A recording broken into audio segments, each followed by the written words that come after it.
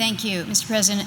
Mr. President, I'd like to share my thoughts with colleagues today about the President's nominee to be Secretary of Education. I shared many of these thoughts yesterday with my colleagues on the Senate Help Committee.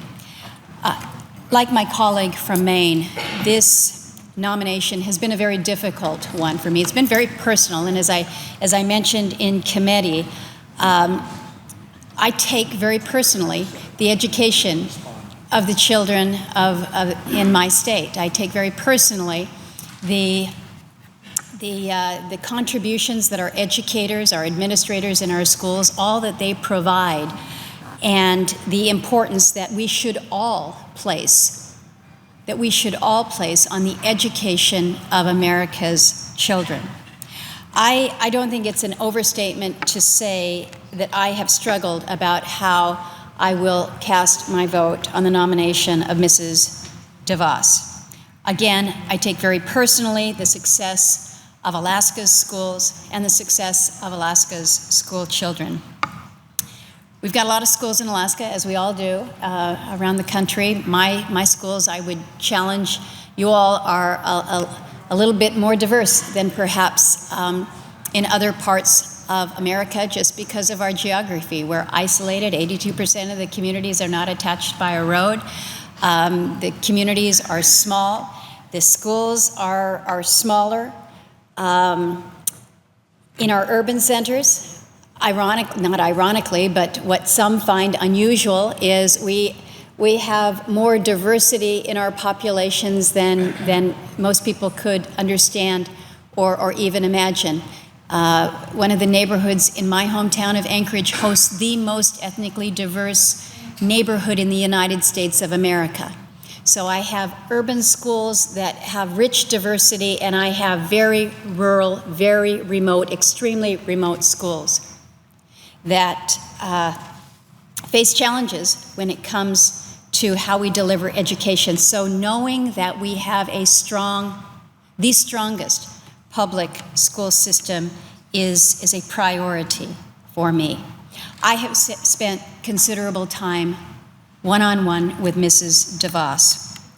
Before and after the committee hearing, I spent the entirety of the Senate Help Committee listening carefully to the questions that colleagues put to her, afterwards reviewing not only her written responses to me, but those that she had responded to other colleagues. I requested further that she provide certain commitments in writing. And after speaking with her at length and considering everything that I have learned, I have the following comments to share. First, I must state that I absolutely believe that Betsy DeVos cares deeply for all children. I think that we all acknowledge that she could have spent her time, her energy, her considerable resources on almost anything else that she chose to do. And I admire her for choosing to help children to access a better education, because she could have chosen to do many other things, but she chose to work for children, and I appreciate that. Now, as senators, we're in the position here to provide advice and consent on the President's nominee, and my view has been, and has been since I came to the United States Senate, that under almost all circumstances, a president has the right to have their nominees considered and to receive a full vote by the entire Senate. So I have gone back and I have looked at how I, as a senator, have handled confirmations under Presidents Bush and President Obama. And when cloture votes have been called on cabinet nominees, my practice has been to vote aye. I voted aye twice for Secretary of Defense Hagel. I voted aye for Secretary of Labor Perez, even though I voted against his confirmation in the final vote.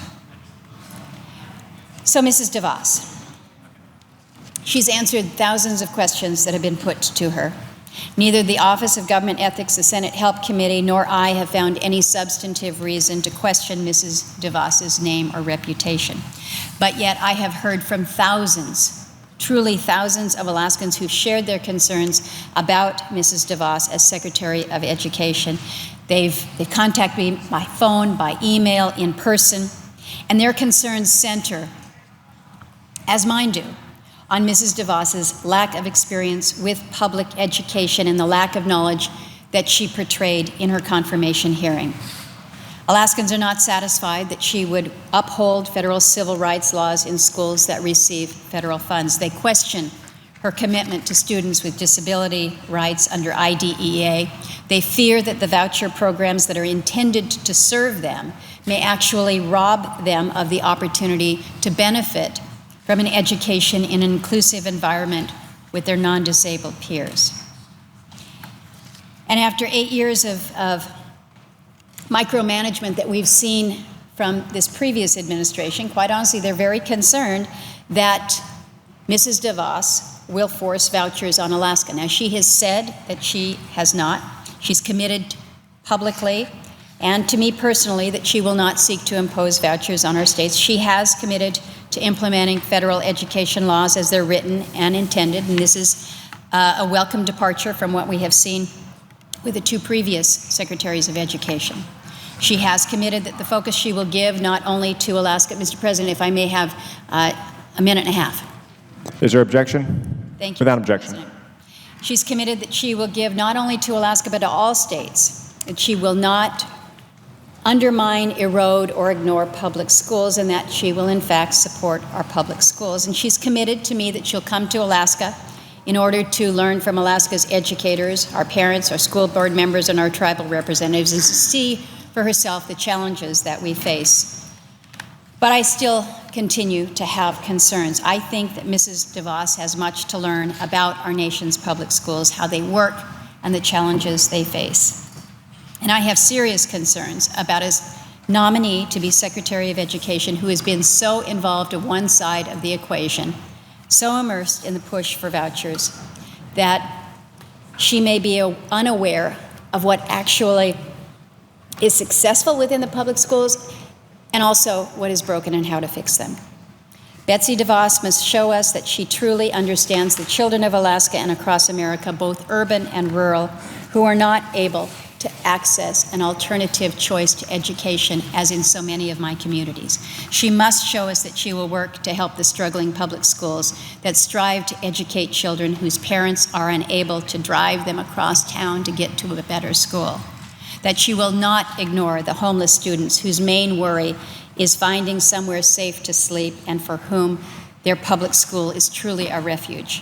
And that she will fight for the children whose parents don't even know how to navigate these educational options. I believe that my colleagues here in the United States Senate and the many that they represent have the right to debate these questions, to air their thoughts and concerns and perspectives about this nomination. And again, I believe that any president has the right to expect that we do so. But Mr. President, I conclude my remarks to make clear that my colleagues know firmly that I do not intend to vote on final passage to support Mrs. DeVos to be Secretary of Education. So I thank the chairman of the committee for working with me and with my colleagues on this matter, but I cannot support this nominee. Thank you, Mr. President.